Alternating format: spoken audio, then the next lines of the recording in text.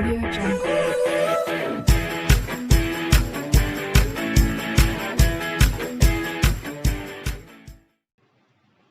So now students, today I am going to start UPTGT Science 2001. अब देखिए इसमें question number 20 में क्या है कि हिंदी और इंग्लिश दोनों में दिया गया है, जिसमें आपको अच्छा लगे देख लीजिए, लेकिन मैं आंसर जो है आपको हिंदी में बताऊंगा कि निम्नलिखित में से किस वर्णक्रम में उच्च से निम्न आवृत्ति परास की सभी आवृत्तियां होती हैं। ये कॉन्टिन्यूअस स्पेक्ट्रम होता है या निरंतर वर्णक्रम।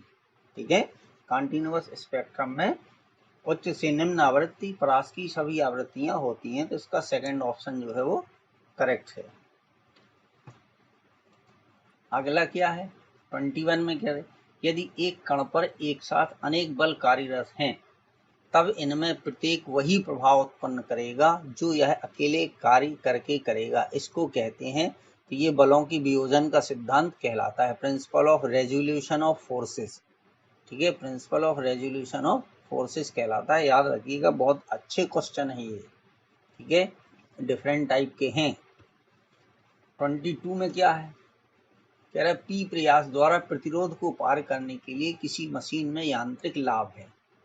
ठीक है, तो यांत्रिक लाभ बराबर क्या होता है, जो यांत्रिक लाभ होता है। ठीक है, या इसको इंग्लिश में क्या कहते, मैकेनिकल एडवांटेज। ये जो मैकेनिकल एडवांटेज है, ठीक है, किसी भी लाभ में होता है तो इसमें किया गया कार्य यानी नेटवर्क अपॉन पावर। ठीक है, किया गया कार्य या कुल कार्य नेटवर्क अपॉन पावर, ये हो जाएगा W अपॉन P, ये आ जाएगा। ठीक है, तो इसका ऑप्शन जो है वो सेकंड करेक्ट हो जाएगा 22 का। चलिए अब 23 में, 23 में क्या है, एक गेंद जिसकी गतिज ऊर्जा E है क्षैतिज से 45 डिग्री पर फेंकी जाती है। ठीक है, उड़ान के उच्चतम बिंदु पर इसकी गतिज ऊर्जा होगी। तो देखिए कोई भी गेंद मान लीजिए ये 45 के एंगल से फेंकी जाती है, ये 45 का एंगल है, तो ये जो है ये पैराबोलिक शेप में इस तरीके से जाएगी, ये हो जाएगी। तो यहाँ पर ये मान लीजिए इसका ये मैक्सिमम पॉइंट है, यहाँ पर एक मैक्सिमम पॉइंट है, ये हो गया मैक्सिमम पॉइंट। तो यहाँ पर इसका जो वेग होगा वो होगा u cos थीटा। ठीक है, यहाँ पर u cos थीटा हो जाएगा ये। अच्छा, और ये एंगल जो है वो 45 डिग्री का दिया है, ये हो गया।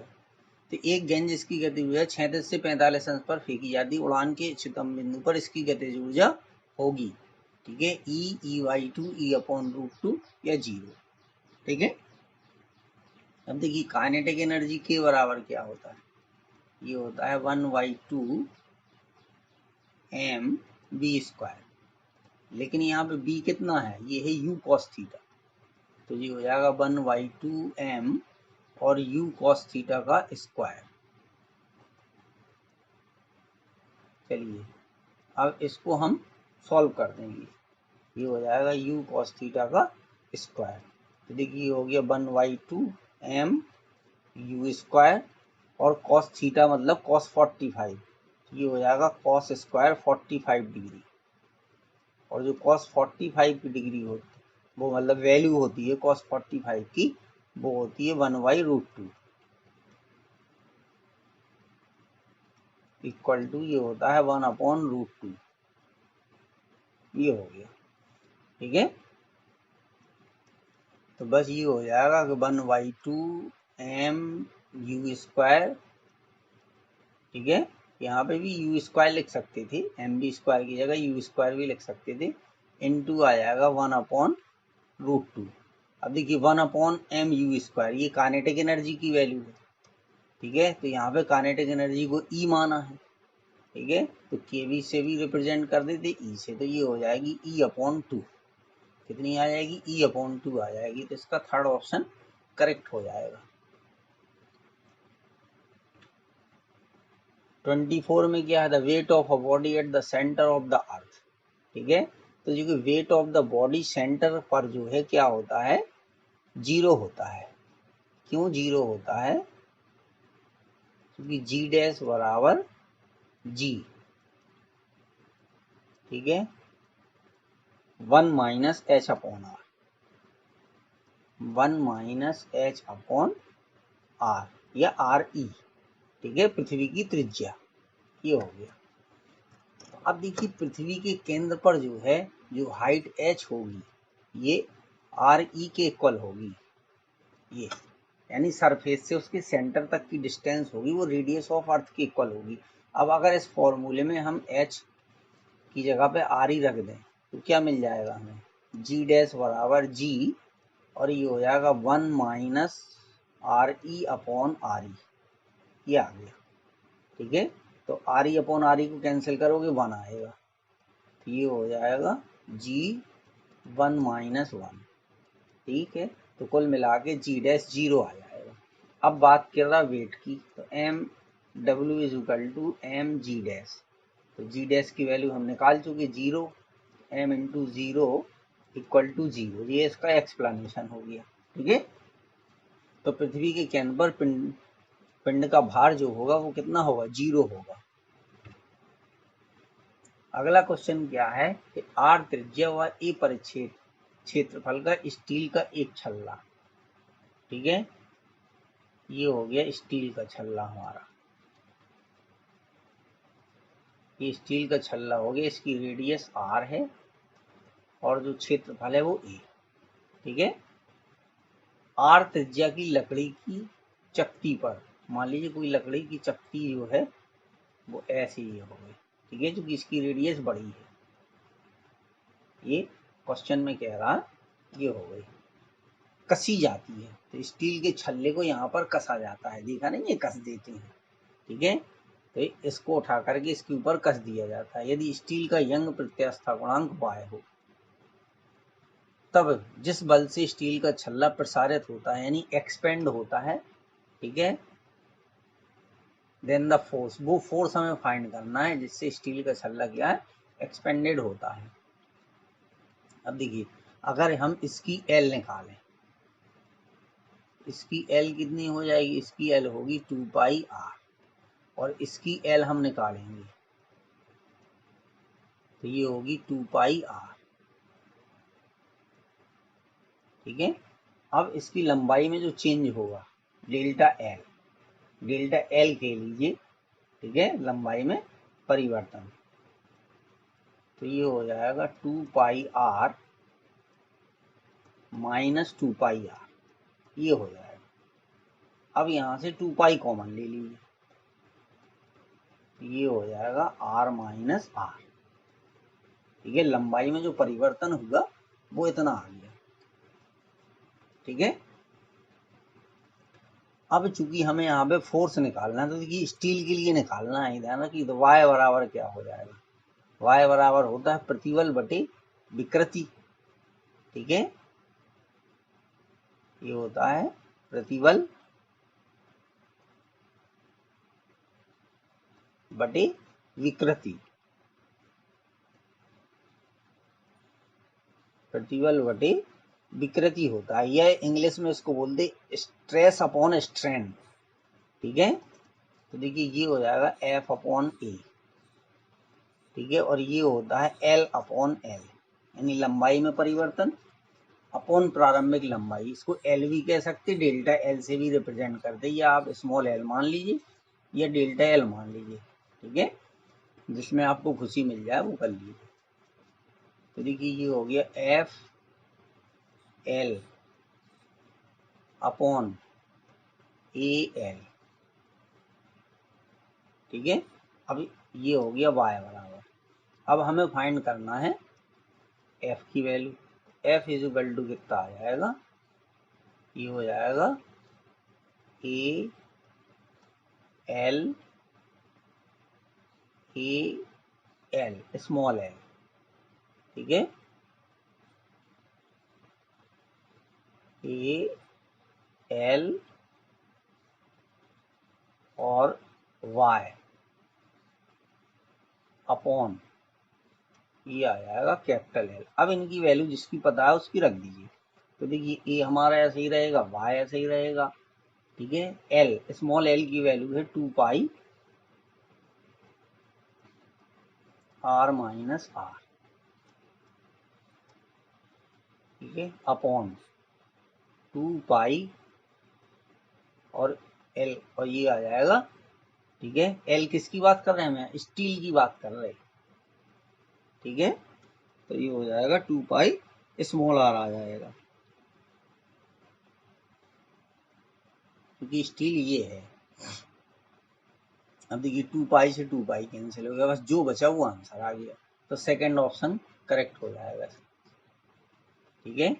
सेकंड ऑप्शन क्यों करेक्ट हो जाएगा, देखिए ए बचा, वाई बचा और आर माइनस आर बचा और अपॉन में ये आर हो गया, ठीक है।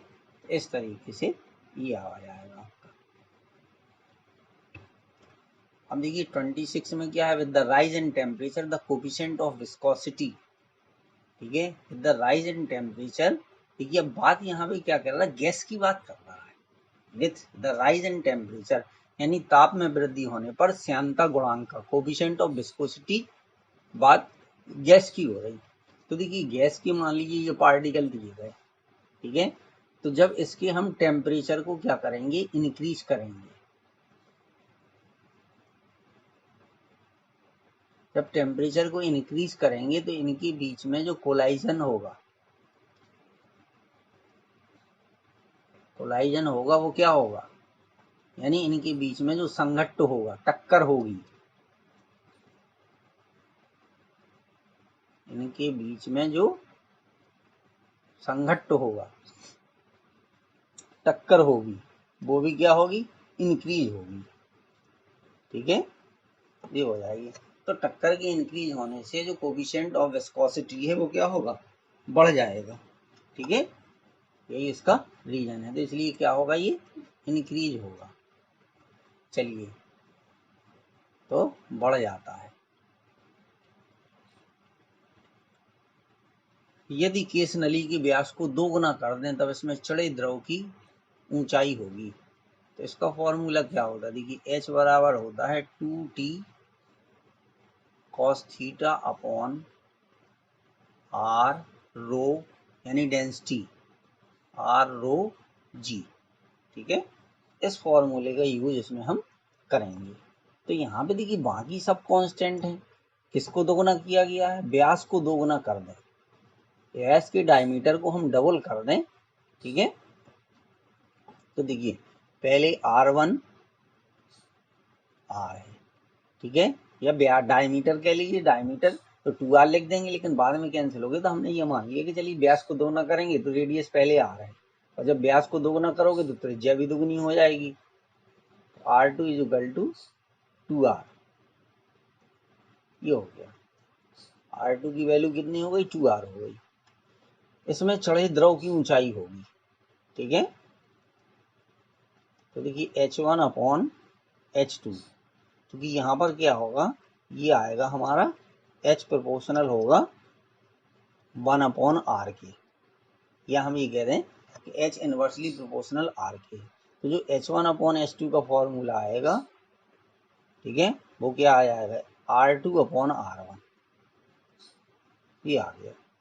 तो r2 कितनी है, ये 2r है, r1 कितनी है, r है, तो यहाँ पे इसका रेशियो कितना आ गया, 2 आ गया।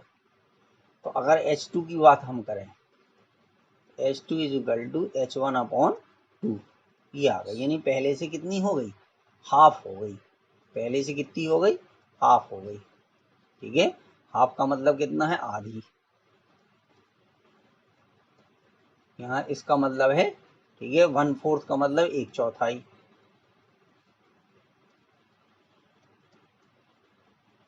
ये हो गया, ठीक है। तो हमें आंसर से मतलब है, रिमेन सेम का मतलब है कोई परिवर्तन नहीं होता, 2 टाइम्स का मतलब दुगनी हो जाती है। चलिए अब बात करते हैं नेक्स्ट क्वेश्चन की, 28 की। कह रहा वैद्युत मशीनों के अनेक भागों में नर्म लोहे का प्रयोग किए जाने का कारण क्या है। ठीक है। नर्म लोहा, ठीक है, नर्म लोहे के चुंबक भी बनाए जाते हैं।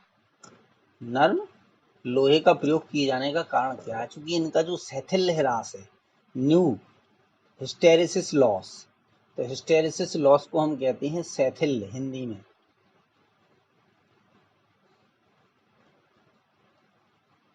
शैथिल्य,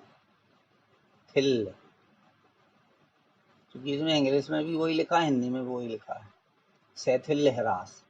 जो यूपी बोर्ड वाले हैं उनको पता होगा, ठीक है। तो हिस्टेरेसिस लॉस का मतलब होता है शैथिल्य ह्रास एवं उच्च चुंबकशीलता, ठीक है। तो यहाँ पे इसके इंग्लिश वाले में जो सेकंड क्वेश्चन है इसमें ये इनकरेक्ट है, यहाँ लो लिखा है, तो लो की जगह यहाँ क्या हो जाएगा? हाई। यहाँ पे लो की जगह क्या होना चाहिए? हाई,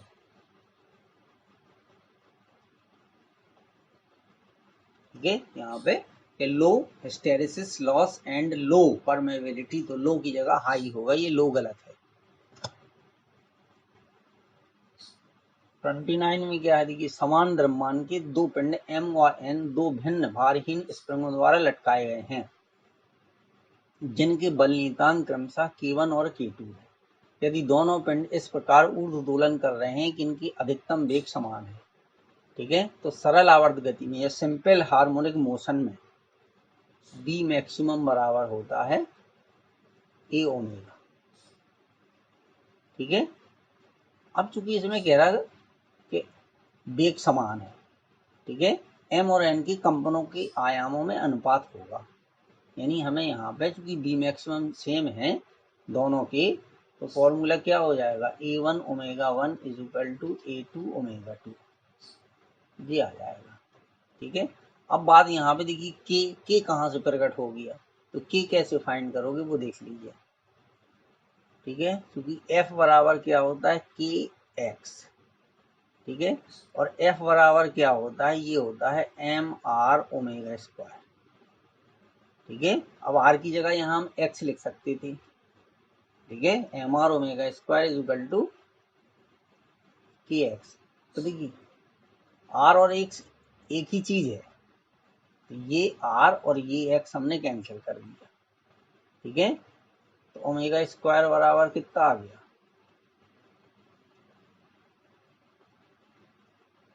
ओमेगा स्क्वायर बराबर ये आ गया के अपॉन एम, ये आ गया। तो ओमेगा स्क्वायर बराबर के अपॉन एम ऐसे आता है स्टूडेंट्स, ठीक है, या ओमेगा बराबर अंडर रूल के अपॉन एम। तो इस तरीके से इसको याद रखिएगा, अंडर रूल के अपॉन एम, ये हो गया ओमेगा बराबर अंडर रूल के अपॉन एम। तो अब देखिए हमें वैल्यू किसकी फाइंड करना है? A1 upon A2, A1 upon A2, इनके मास सेम है, ये क्वेश्चन में दिया गया समान द्रव्यमान के दो पिंड, तो इनके मास समान है, ठीक है। तो यहाँ पे ओमेगा जो है वो किसके ऊपर डिपेंड करेगा, ठीक है। तो इस वाले फॉर्मूले से अब A1 अपॉन A2 की वैल्यू निकालेंगे तो ये कितनी आ जाएगी? Omega 2 upon omega 1। यहाँ पे जो ओमेगा है वो प्रोपोर्शनल किसके है? रूट के, ये हो गया रूट के आ जाएगा। तो बस यहाँ पे जब इसके प्रोपोर्शनल है तो उसमें दिमाग लगाने की जरूरत ही नहीं है, तो ये हो जाएगा रूट के अंदर K2 अपॉन K1, बस। तो यही आंसर आ गया, फोर्थ वाला ऑप्शन इसका करेक्ट हो जाएगा। चलिए एक क्वेश्चन और बचा है, कह रहे एक निकाय में परिवर्तन इस प्रकार होता है कि निकाय द्वारा किया गया कार्य उसकी आंतरिक ऊर्जा में कमी के बराबर होता है। निकाय द्वारा किया गया कार्य यानी W उसकी आंतरिक ऊर्जा में कमी के बराबर होता है, यानी dW बराबर माइनस du, ठीक है। अब ये हमें पता है कि अगर हम निकाय को ऊष्मा देते हैं तो वो दो तरीके से खर्च होती है, एक निकाय द्वारा कार्य करने में और एक उसकी एनर्जी को बढ़ाने में। dq बराबर dW प्लस du। अब dW की जगह पे माइनस du रख दीजिए, ठीक है, तो ये हो गया माइनस du प्लस du,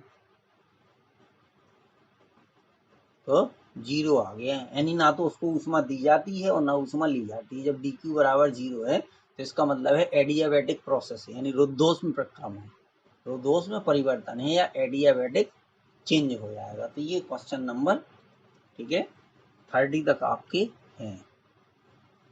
ठीक है, okay students, thank you for watching my